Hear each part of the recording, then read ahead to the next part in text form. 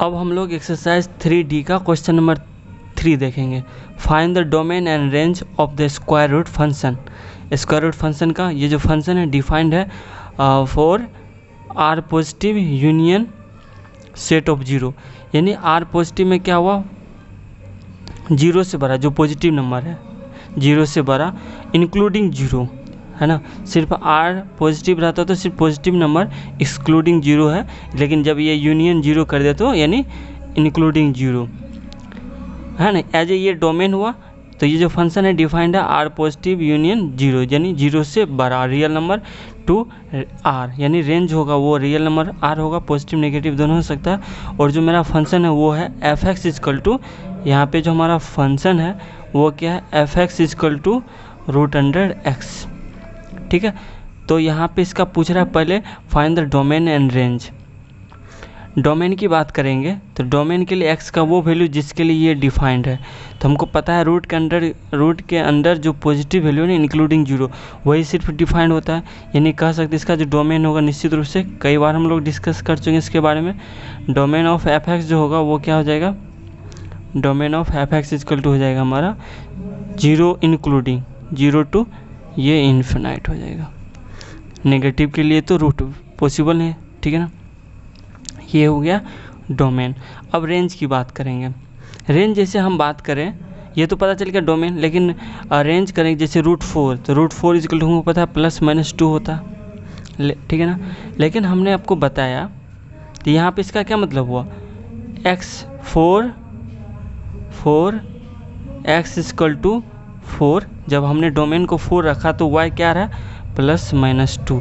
तो ये हमने कई बार बताया कि ये हमारा फंक्शन ही नहीं रह जाएगा, एक डोमेन के लिए दो रेंज पॉसिबल नहीं है, ठीक है ना। तो ये लेकिन यहाँ पे बोल रहा है स्क्वायर रूट फंक्शन है, क्यों, क्योंकि हम क्या करें यहाँ पे रेंज को एज ए सिर्फ पॉजिटिव वैल्यू ले रहे हैं, ठीक है ना। तो यहाँ पे सिर्फ हम लोग क्या करेंगे, दे रहा है ना कि फॉर ऑल नॉन निगेटिव, जो निगेटिव नहीं है उसके लिए real number, also it's draw it's graph भी ड्रॉ करना। कहने का क्या मतलब, रूट अगर पूछेगा रूट फोर इक्वल टू वाट, तो सिर्फ हमको प्लस टू लेना है, पॉजिटिव नॉन निगेटिव नंबर लेना है, ठीक है ना। तो ये लेकिन इसको फंक्शन बोल रहा है, क्यों, क्योंकि सिर्फ और सिर्फ क्या कर रहे हैं हम लोग, रेंज एक ले रहे हैं वो भी पॉजिटिव वैल्यू। तो क्या हुआ इसका मतलब, इसका जो रेंज होगा है ना वो क्या हो जाएगा, जीरो से बड़ा, ठीक है ना, जीरो इंक्लूडिंग। तो इसका मतलब क्या हुआ, इसका जो रेंज हो गया है, रेंज क्या हो जाएगा है ना, वो रेंज हो जाएगा आपका इंक्लूडिंग जीरो, यानी जीरो टू ये पॉजिटिव इन्फिनाइट तक, ये होगा इसका रेंज, ठीक है ना, हम समझ गए। तो इसका डोमेन और रेंज पता चल गया है ना फंक्शन का। तो पूछ रहा अल्सो ड्रॉ इट्स ग्राफ, इसका हमें क्या करना है, क्या करना है, ग्राफ ड्रॉ करना है, ठीक है ना। ग्राफ ड्रॉ करने के लिए हम लोग यहाँ पे एक ग्राफ पेपर का यूज़ करते हैं। चूँकि हमारा डोमेन और रेंज दोनों पॉजिटिव है, तो ग्राफ इस तरह से हम लोग ड्रॉ कर सकते हैं। कैसा ग्राफ, यहाँ पे हम इसको एज ए एक्स एक्सिस लेना है, ठीक है, और इसको एज ए वाई एक्सिस लेंगे। चूँकि हमारा जो यहाँ पे डोमेन और रेंज है, डोमेन भी क्या है हमारा पॉजिटिव वैल्यू है, और रेंज क्या हमारा पॉजिटिव वैल्यू होगा, तो इसलिए हम लोग इस तरह से ग्राफ ड्रॉ कर सकते, कोई दिक्कत नहीं है, ठीक है ना। हमको पता है ये as a 1 unit 2 unit 3 unit लेते जाएंगे, ठीक है ना। और जिस तरह से ग्राफ यहाँ पे हम लोग क्या कर सकते हैं, हमारा फंक्शन है, जिस तरह से हम लोग क्या कर रहे थे, लीनियर इक्वेशन या क्वाड्रेटिक इक्वेशन का ग्राफ जिस तरह से हम लोग ड्रॉ कर रहे थे, कुछ ऐसा है। यानी हमारे यहाँ पे फंक्शन जो है, here we have f x equal to root under x, तो लेट कर लेते हैं, लेट करते हैं, एफ एक्स जो है वो वाई है, तो यहाँ पे क्या हो गया, y equal to root x.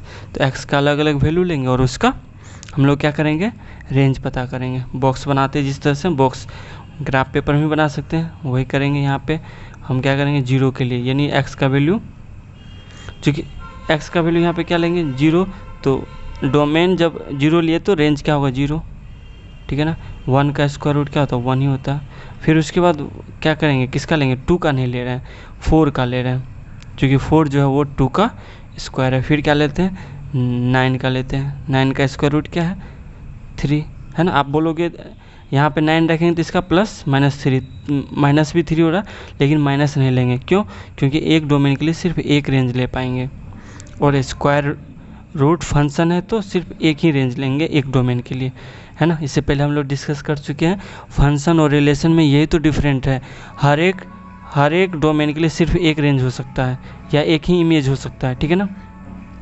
तो इस तरह से इसको हम लोग क्या करेंगे, ग्राफ पे प्लॉट कर लेंगे, ठीक है। यहाँ पे हम लोग क्या करते हैं, कोऑर्डिनेट को पुट करेंगे। यहाँ पे हमारा क्या गया, ये 0 ओरिजिन हो गया। यहाँ पे 1 2 3 4 5 6 7 8 9 10 हो गया, ठीक है। यहाँ पे क्या होगा, 1 2 3 4 5 6, ये इनफ है 7, ठीक है ना।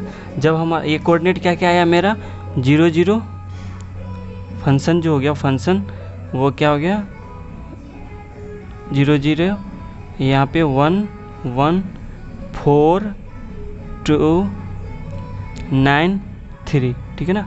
तो यहाँ पे हम इसको पोर्ट कर दे 0 0 को, तो 0 0 यहाँ पे हमारा ये हो गया। फिर उसके बाद 1 1 1 के लिए यहाँ पे 1 हो गया। फिर उसके बाद 4 2, ये हमारा कोऑर्डिनेट हुआ। और यहाँ पे 9 के लिए यहाँ पे हमारा क्या हो गया, 3 9 3, ठीक है ना, ये हो गया।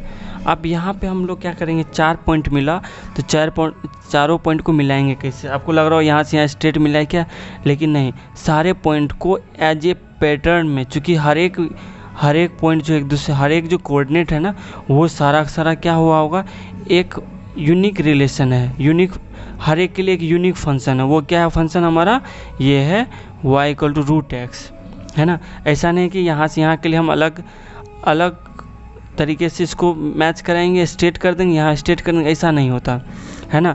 हर एक पॉइंट, जैसे इससे पहले हम लोग क्या किए थे, पिछले क्वेश्चन में क्या था, हमारा एक लीनियर फंक्शन था, यहाँ के लिए अलग फंक्शन था, यहाँ का अलग फंक्शन था।